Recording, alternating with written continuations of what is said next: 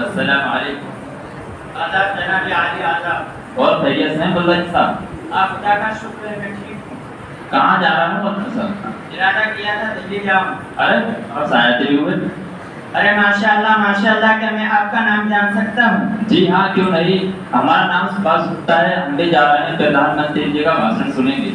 اچھا جب گلستہ کو لہو کی ضرورت پڑی سب سے پہلے ہماری گردن کٹی، پھر بھی کہتے ہیں ہم سے اہل چمن، یہ چمن ہمارا ہے تمہارا نہیں. ہندوستانیوں سن لیا، بڑے زور اور شور کے ساتھ ملک کے اطراف میں یہ آواز گونج رہی ہے، یہ صدا لگائی جا رہی ہے کہ آزاد ہندو کی لڑائی صرف ہندوؤں نے لڑی ہے اور لہذا ہندوستان ہندو راشٹر ہے. اس لیے آج کچھ لوگ مسلمانوں کے خلاف زہر اگلتے نظر آ رہے ہیں. میں پوچھنا چاہتا ہوں، جب ہندوستان کی سرزمین پر انگریزوں کا تسلط ہوا اور جب ہندوستان کی مان کا سندور اجاڑا جا رہا تھا، خوبصورت عمارتوں کو مسمار کیا جا رہا تھا، عزت آبرو کو پیروں تلے کھچلا جا رہا تھا، آج تم ہم سے سند وفا مانگتے ہو. وہ کون تھا جو اس ملک کی عزت بچانے کے لیے اپنا خون بہا رہا تھا؟ آج تم ہم سے سند وفا مانگتے ہو اور سورج سے زیادہ روشن تحریک آزادی میں تم ہمارے کردار کو غلط نگاہوں سے دیکھتے ہو. تو سنو، ہم ملک کے رکھوالے اور محافظ ہیں. تم احسان فراموش ہو کے تم کو آزادی کے پرسکون فضائیں ہم نے دی. ارے ٹھیک ہے،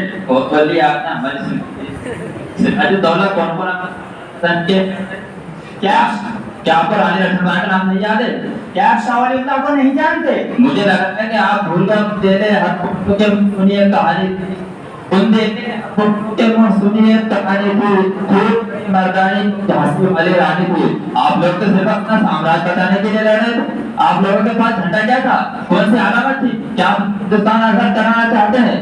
ہندوستان چاہے سب سے پہلے جھنڈا کسی نے لہرایا ہے تو ہندوستان چاہے سب سے پہلے کسی نے جھنڈا لہرایا ہے؟ نہرو کی بہن نے انگلینڈ میں سب سے پہلے جھنڈا لہرایا تھا. اس کے بعد منگل پانڈے نے آواز کو بلند کیا تھا میرا کس. اور جب اپنے ماضی کو انگریزوں کے چنگل میں جکڑے ہوئے تھے، سانس لینے کی تمہیں مہلت نہ تھی. اس وقت تم کی گود میں پرورش پانے والا کوئی مائی کلا اتنی جرأت نہیں کر سکتا تھا کہ انگریزوں کی حکومت کو للکار سکے، دنیا کی سپر پاور طاقت سے مقابلے کے لیے اپنی آواز کو اٹھا سکے. وہ شہر دین انسان شاہ ولی اللہ محدث دہلوی کا فرزند تھا، شاہ عبد العزیز تھا. ان کی ایک ہی آواز تھی کہ انگریزوں کے خلاف جہاد کیا جائے. اگر یوں کہوں کہ علماء کے خون سے اس سرزمین کو دھویا گیا تو مبالغہ ہوگا، مگر سن لو، تمہیں مبارک ہو حکمرانی مخالفت کی ہم نہ کریں گے. تمہیں مبارک ہو حکمرانی مخالفت کی ہم نہ کریں گے. اگر شریعت کو ہاتھ ڈالا تو نہ تم رہو گے نہ ہم رہیں گے.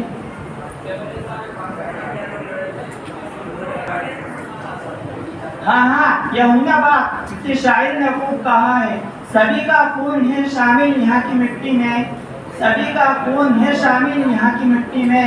کسی کے باپ کا ہندوستان تھوڑی ہے. ٹھیک ہے مجھے بھی دوسرے پروگرام میں جانا ہے. آداب جناب عالی آداب.